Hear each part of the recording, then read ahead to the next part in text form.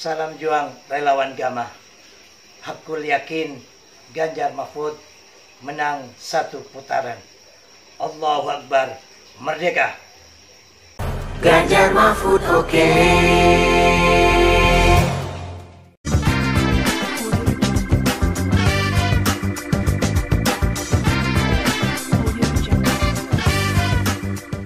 Sahabat Indonesia, sebentar lagi kita akan menghadapi pemilihan presiden, tepatnya tanggal 14 Februari 2024. Per hari ini insya Allah kurang lebih sekitar 77 atau 78 hari lagi.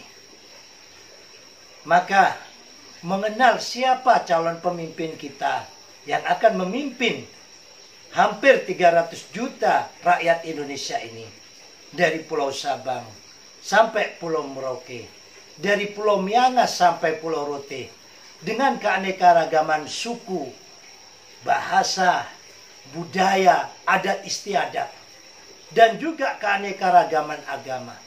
Sungguh sesuatu bukan yang mudah. Hal ini sangat sulit. Maka diperlukan pemimpin yang benar-benar memahami visi, misi terhadap berdirinya bangsa dan negara ini oleh founding father kita. Yang mana founding father kita meletakkan Pancasila dan Undang-Undang Dasar 45 sebagai dasar bangsa dan negara kita. Sementara Indonesia adalah negeri yang mayoritas umat Islam. Bagaimana seorang pemimpin ini dapat memberikan pemahaman kepada umat Islam khususnya dan pada semua rakyat Indonesia bahwasanya kita telah bersepakat bukan mendirikan negara agama, tetapi mendirikan negara Pancasila.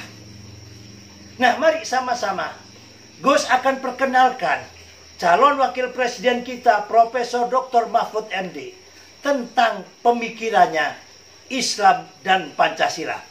Mari sama-sama kita dengarkan video singkatnya. Assalamualaikum warahmatullahi wabarakatuh.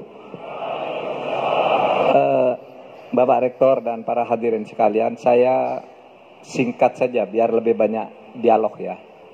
Jadi begini, ketika Indonesia ini akan berdiri, itu umat Islam itu mencari model sebuah negara yang cocok bagi umat Islam.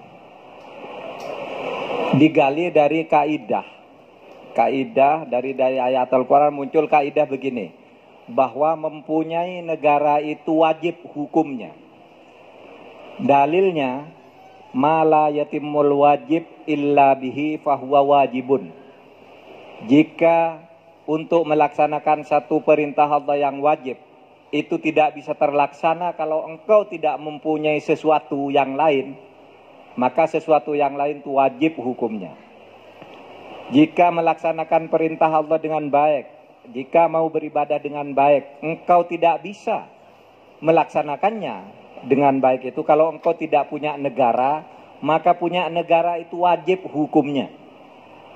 Itulah sebabnya pada waktu itu saat Indonesia sedang dijajah oleh negara asing, oleh bangsa asing, itu para ulama sudah berpikir kita harus punya negara, karena kalau dijajah kita itu tidak baik cara beribadahnya. Naik haji susah, sholat juga susah, mau pendidikan yang baik susah, sehingga lalu muncul ide kita harus juga mendirikan negara. Itu. Lalu itu bertemu dengan kepentingan bangsa-bangsa, suku bangsa yang lain yang juga ingin negara. Nah, disitulah kemudian ketika negara akan didirikan itu timbul perdebatan. Apakah kita ini mau mendirikan negara Islam atau negara kebangsaan, gitu. Terjadi perdebatan panjang. Pada akhirnya sesudah orang Islam, tokoh-tokoh Islam berusaha mendirikan sebuah negara yang khas Islam, yang biasanya disebut khilafah, akhirnya disepakati kita mendirikan negara kebangsaan. Bukan negara sekuler, tapi bukan negara agama, yaitu negara Pancasila. Nah, di dalam negara Pancasila itu Yang diberlakukan oleh negara bukan hukum agama, tetapi hukum agama bisa berlaku tanpa diberlakukan oleh negara. Saudara berpuasa, itu berlaku hukum agama bagi saudara, tapi tidak diberlakukan oleh negara berpuasa itu. Tapi kalau saudara mau melaksanakan puasa dengan baik, negara melindungi, negara memfasilitasi. Sehingga di sini negara memproteksi bagi pemeluk agama, bukan memberlakukan hukum agamanya. Pemberlakuan hukum agamanya itu adalah bagi kita sendiri. Kalau sadar ya laksanakan, kalau tidak ada hukumannya oleh negara, tapi hukumannya ya dosa, seperti ajaran agama. Nah, saudara sekalian, kemudian sesudah orang-orang Islam berjuang memperjuangkan bentuk tertentu dari negara tidak berhasil, karena kemudian muncul negara kesepakatan yang disebut Darul Mitsaq, negara kesepakatan itu, maka kemudian dicari dalilnya, bagaimana sih caranya untuk bisa beribadah tanpa mempunyai negara yang formal Islam, gitu.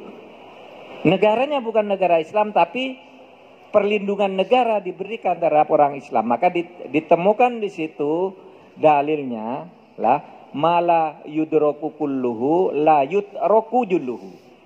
Kalau engkau tidak bisa dapat seluruhnya, jangan tinggalkan seluruhnya, ambil sebagiannya. Kalau engkau tidak bisa membentuk negara ini sebagai negara Islam secara total, maka jangan tinggalkan negara ini. Tapi peluang-peluang yang masuk untuk melaksanakan ajaran Islam masuk dari bentuk itu. Sehingga kita tanpa bernama negara Islam, di sini syariat Islam subur.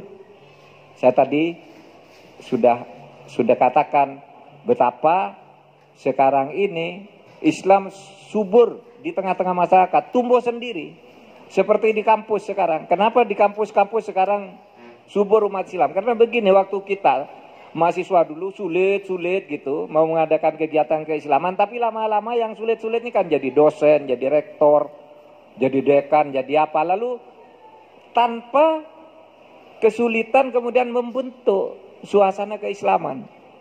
Seperti sekarang ada Profesor Panut, dulu berjuang sulit ya, punya masjid sulit apa dulu gitu. Nah sekarang fasilitasi, mahasiswa perlu masjid, kampus perlu masjid, bukan hanya ini sekarang masjidnya di Masjid Mardia sekarang sudah diperbaiki, saya dengar, dan seterusnya. Nah itu caranya melaksanakan Islam. Jadi tidak usah ngotot-ngotot gitu, kok kita bukan negara Islam, tidak sesuai dengan saya. Tidak, karena yang disebut negara Islam itu sendiri, saudara, bentuknya itu ada 58 sekarang ini di dunia. Negara yang penduduknya kaum muslimin sekarang ini ada, 57 negara yang tergabung di OKI itu disebut negara kaum muslimin. Tapi bentuknya beda-beda. Karena memang bentuk itu boleh apa saja. Yang penting substansinya umat itu terlindungi untuk melaksanakan ajaran agamanya, gitu. Ngelawan, wong kita semua Islam di sini. Oleh sebab itu jangan khawatir gitu. Kok seakan-akan kita ini ditekan terus. Tidak, sebenarnya peluang untuk maju bagi umat Islam memasuki semua area-area yang tersedia di dalam sudut-sudut kita bernegara ini, semua tersedia bagi kita. Ya. Nah, apa yang diperjuangkan kalau gitu? Yang diperjuangkan begitu dalilnya al-ibratu fil Islam bil jauhar la bil madhar. Patokan dasar kalau engkau ingin memperjuangkan Islam, ingin berislam dengan baik, bil jauhar. Masuk ke substansinya, ndak usah simbol-simbolnya. Nggak usah namanya, nggak usah undang-undang bernama Islam, negaranya Islam, benderanya Islam. Substansinya. Bil jauhar. Apa? Isinya apa? Isinya itu kemaslahatan umum, kebebasan beribadah, hak asasi manusia. Sehingga di situ apa yang disebut tujuan kita bernegara itu maqasidus syar'i. Maqasidus syar'i. Maksud tujuan syara itu apa? Nah itulah kemudian dulu para pendiri negara yang beragama Islam itu menerima konsep dasar negara kita itu adalah negara Pancasila. Saudara, kalau umat Islam pada waktu itu menolak, saya tidak mau kalau bukan negara Islam, negara ini tidak berdiri. Misalnya Muhammadiyah saja sama NU bilang, saya hanya mau negara Islam, tidak ada nih Indonesia.